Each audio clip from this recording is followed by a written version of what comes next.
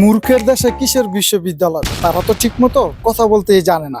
আমি বলি না এই কথা। আমাদের সবার প্রিয় বালের দনা ঠাকুর টুকু রবীন্দ্রনাথ ঠাকুর বলেছিলেন, যখন কিনা ঢাকা বিশ্ববিদ্যালয় করার জন্য আলোচনা চলছিল, এবং কি উনি ব্রিটিশদের সাথে দর কষাকষিও করেছিলেন যেন কোনোভাবে ঢাকা বিশ্ববিদ্যালয় প্রতিষ্ঠা না হয়। ঠিক আছে।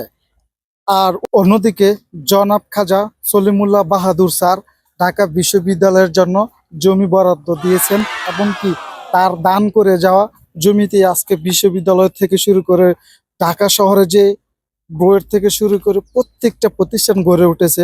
দুঃখের সাথে বলতে হয়, তার মৃত্যুর বার্ষিকীতে এই ঢাকা বিশ্ববিদ্যালয় থেকে শুরু করে আর অন্যান্য বিশ্ববিদ্যালয়গুলোতে কখনোই তাকে শ্রদ্ধা জানানো হয় না। তার মৃত্যুবার্ষিকীতে কোনো দোয়ার মাহফিলও করা হয় না। যে রবীন্দ্রনাথ চায় না বাংলাদেশে একটা বিশ্ববিদ্যালয় হোক, সেই রবীন্দ্রনাথের অন্যজন থেকে চুরি করে যে কবিতা লিখেছিলেন, তার সেই কবিতা এখন বাংলাদেশের জাতীয় সঙ্গীত। একটা জাতি হলে তাদের সাথে এমনটা করা যায়, আমি শুধু ভাবি আর হাসি। আমার তো আর সে ক্ষমতা নাই।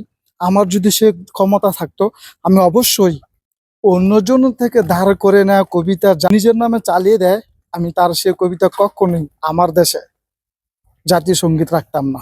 তো সবার দুঃখের সাথে বলতে হচ্ছে, সলিমুল্লাহ স্যার, আপনার কাছে আমরা চিরঋণী। আমরা খুবই লজ্জিত, আপনার প্রাপ্ত সম্মানটা আপনাকে দিতে পারিনি। আমাদেরকে ক্ষমা করবেন স্যার।